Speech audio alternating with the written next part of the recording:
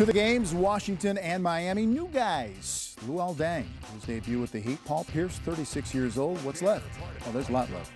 Paul Pierce, the pump fake. Oh, the spin. And the hit. 17 and 6 rebounds. Nice. Very nice. Old school Paul Pierce. John Wall. Right to the basket, lays it up and in. No Bradley Beal. Had to do a little more in this game, Bonesy. It's going to take them a little while to find some offense with Bradley Beal out, not wanting to rely on Paul Pierce, although he had 17 tonight. And then Miami gets their offense going. Chris Bosh in what is now familiar territory for him, stepping out behind the three-point line and knocking them down. He was 3 for 4 from behind the arc tonight. He had 19 in the game. An important, at the half rather, important game for the Heat as they turn the page on the LeBron era. Now John Wall, the steal, and takes it the other way, lays it up and in. Washington is up by 2, and Norris Cole heating up. Ties the game up. 10 points in the quarter. Wade and Pierce are going to get tied up going for a loose ball, and boy, this was scary.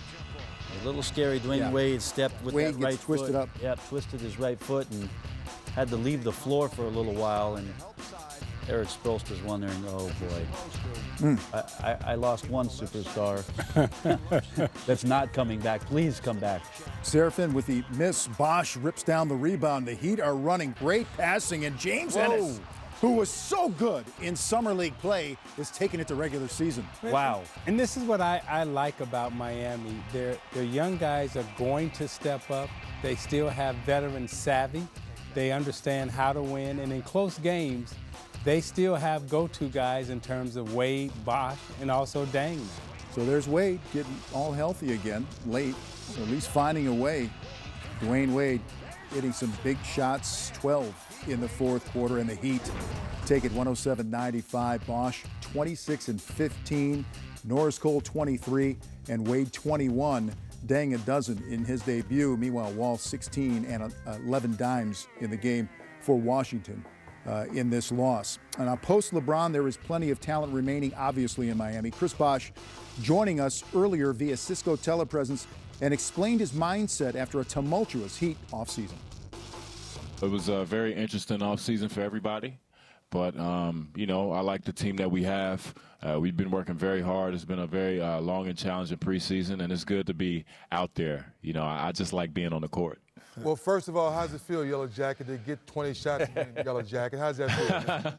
I still needed 2 more. That's what I like to hear. All right, now, let's get to the meat and potatoes. Tell fans how that transition was, where you're used to taking 25 shots a night. The last 4 years, you were only getting maybe 4 or 5, sometimes 8 shots, and now you get back to being who you are. Tell the people how hard that is to do because you want to win. Well, I mean, it's very difficult. You know, everybody says they want to win in the beginning. Everybody says they want to sacrifice. And I was one of the guys who said that too. But when I was put in that position, every day was a challenge for me. And I just had to continue really to work on my game and really play the best role possible for the team. You know, you really learn about selflessness and what you have to bring and how bad you want to win and to fill a role to make sure you do win. As great as Bosh has been, first 25 and 15 rebound game as a member of the Miami Heat. And Bonesy looked like a little flashback Toronto Chris Bosh here post-LeBron. Well, I mean, players know how much Chris Bosh over the past few years has had to swallow a lot of pride in his game and what he's capable of doing in terms of his production on a nightly basis, with those numbers being gargantuan, like 23 and 10 and all that kind of stuff. I mean, he was 17 and 7, and this team was winning championships. He did exactly what it was that it took for that team to be that great for that period of time. Well, that period of time is over. Chris Bosh, really the leash is off. It's time for him to go out and go back to the type of player that's going to get that kind of production in terms of points and rebounds and usage rate. And Chris Bosh is going to have a monster year in Miami. And believe it or not, I always thought that he was the most underrated player in the league the last 2-3 years. Now with James gone, Bosh will get more touches and Wade will get more touches. Now those two guys become the center point and the central focus of the offense. So now they'll get in better rhythm.